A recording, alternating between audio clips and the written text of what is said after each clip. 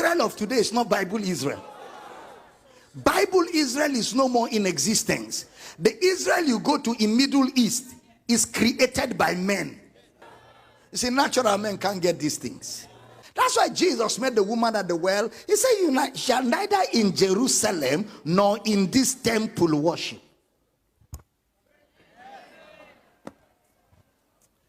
Let me close this out. You shall neither in Jerusalem nor in this building worship. The time cometh and now is when true worshippers will not worship in a building, in a wailing wall, in a Jerusalem that is not the Jerusalem of the Bible.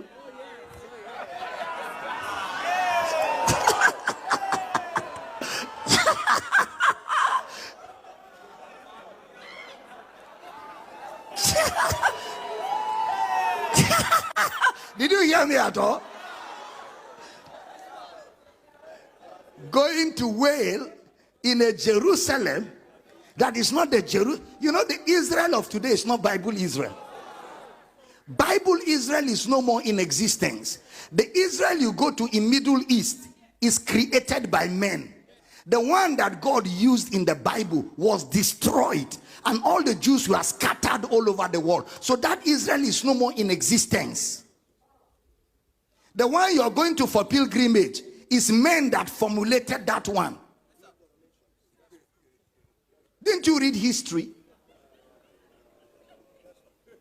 If you read history by now, you should know what I'm talking about. Jews were scattered in 1947. Sorry, they came back. They were scattered many years. They only regrouped in 1947. Oh, go and read your history books.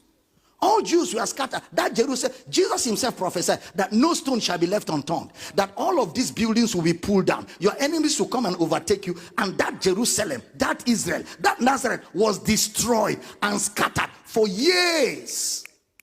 No in existence. And Jews were in different nations. Then in 1947, they decided to regroup to become a nation. And people like Rothschild were brains behind the bringing back of Israel into a place called Israel. And the people that were responsible, Rothschild and the rest of them, had political interest and economic interest in the regrouping. Okay, let me leave it there. So, when you now go to Israel and they take you to a place and they say the tomb of Jesus, they created it. That's not the real tomb. For tourism, because Israel government survives on tourism, and since they know you are religious, you like religion too much, so they created sites that identifies with Bible sites. So you that refuse to sit down for me to teach you like this, since you say ignorance is cheap, knowledge is expensive, you will now go to Israel and be wailing and paying. I'm paying for what is not the original. I want to close this service.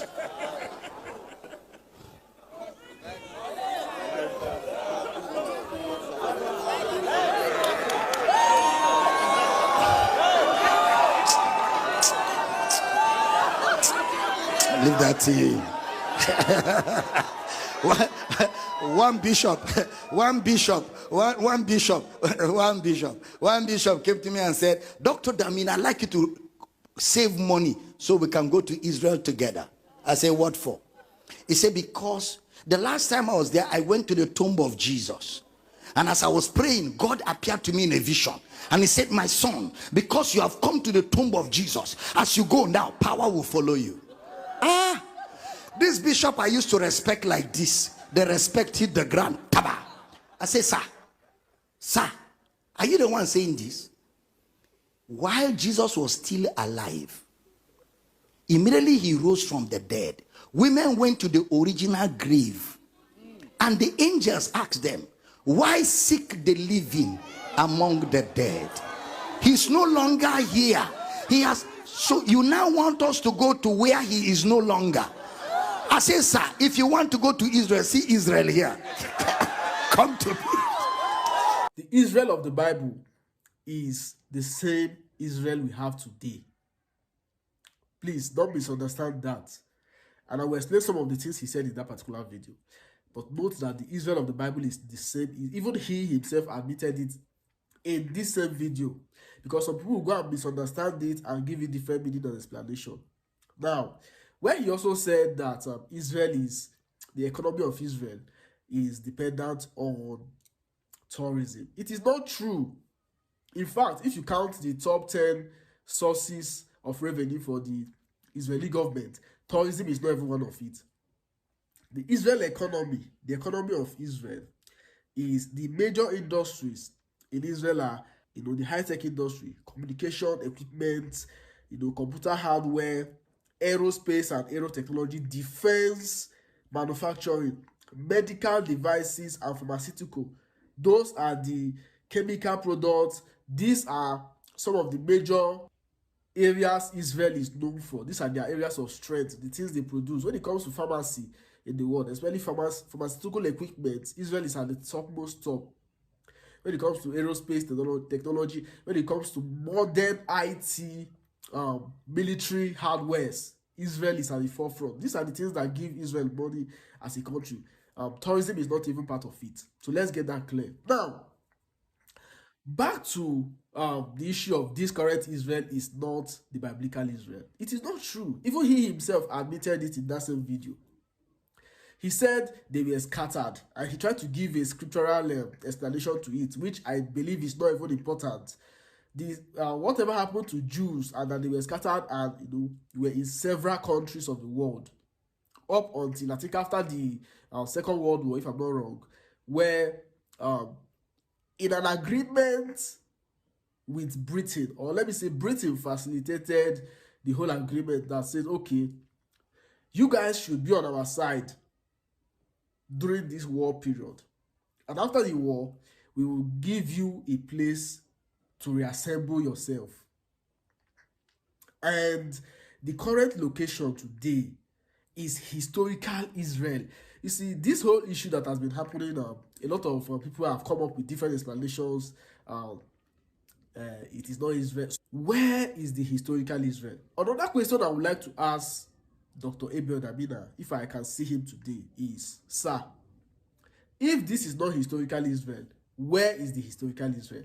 He said that those places, the tomb of Jesus, this one were formed because of tourism. It is not true.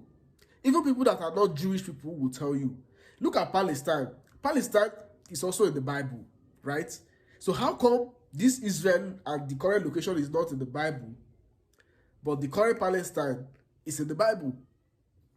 The current Palestine is in the Bible. All those locations are geographical locations that historians have recorded down. Locations that are currently being used for pilgrimage. Israel, Palestine, as you have it, because some of those locations are currently located in Palestine. Are we not going to say that some of the locations that are currently located in Palestine, the Palestinian government created it for tourism? Those are historical locations that can be verified. They can be verified. These are historical locations that are still there till today. It was not created for tourism. Then let's look at the issue of areas that are used for pilgrimage. Israel is not the only country that is being used for pilgrimage. Greece is one of the locations. Turkey is one of the locations. Of course, Israel, Palestine. Those are all the locations that Christians visit. These are locations that are in the Bible, biblical locations. Should we now say that the Turkish government copied locations in the Bible and created it in their place for people to come for tourism? Or the Greece government also did the same? These are locations that are historical. The current locations in Israel where people go for tourism or pilgrimage, as the case may be, are the same locations in the Bible. They were not created artificially. Otherwise, explain the other countries for me. Because during the war, there were locations that were affected. And people were like, oh, these are biblical locations, so they were affected by the war or bomb or whatever it is. Biblical location in Palestine. This matter is very simple, but I don't know why we are just trying to create controversies out of it. Let me know what you guys think. What is your own historical knowledge of this whole issue? Drop it in the comment section.